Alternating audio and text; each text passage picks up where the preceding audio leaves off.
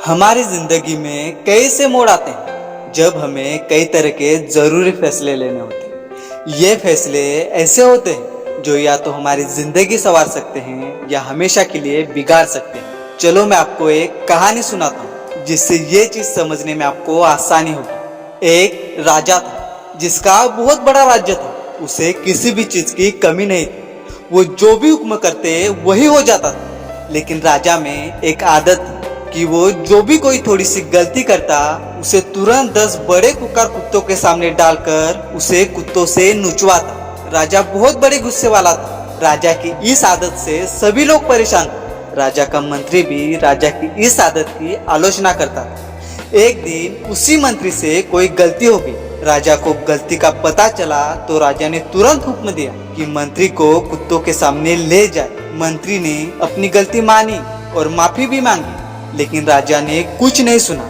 और सिपाही से कहा ले जाओ कुत्तों के बारे में। मंत्री ने कहा ठीक है राजा जी, लेकिन मेरी आखिरी इच्छा तो मान लो। राजा ने कहा ठीक है, बताओ तुम्हारी आखिरी इच्छा क्या है। मंत्री ने कहा मुझे बस 10 दिन की मोहलत दे दीजिए। राजा ने कहा ठीक है 10 दिन की मोहलत दे देते हैं, लेकिन 11वें दिन सजा जरूर मिलेगी। मंत्री 10 दिन तक राजा के पास नहीं आया और 10 दिन के बाद 11वें दिन मंत्री राजा के सामने पेश हो गया। राजा ने मंत्री को देखा और सिपाहियों से कहा मंत्री के लिए जो सजा रखी थी उसे पूरी की जाए। सिपाही मंत्री को कुत्ते के बाड़े में ले गए और कुत्तों को भी खोल दिया गया, लेकिन कुत्ते मंत्री पर प्रहार करने के बजाय मंत्री से प्यार से पेश आ रहे थे। ये सब देखकर राजा चौंक गए कि जिन कुत्तों को प्रहार करने के लिए सिखाया गया है वो इतने प्यार से कैसे पेश आ रहे हैं। राजा ने मंत्री से कहा कि ये चमत्कार कैसे हो गया, इन कुत्तों को क्या हो गया है।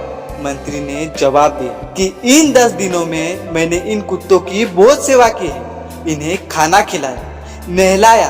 अब ये कुत्ते जान चुके हैं कि मैं इनके लिए अच्छा करता हूँ, ना कि बुरा।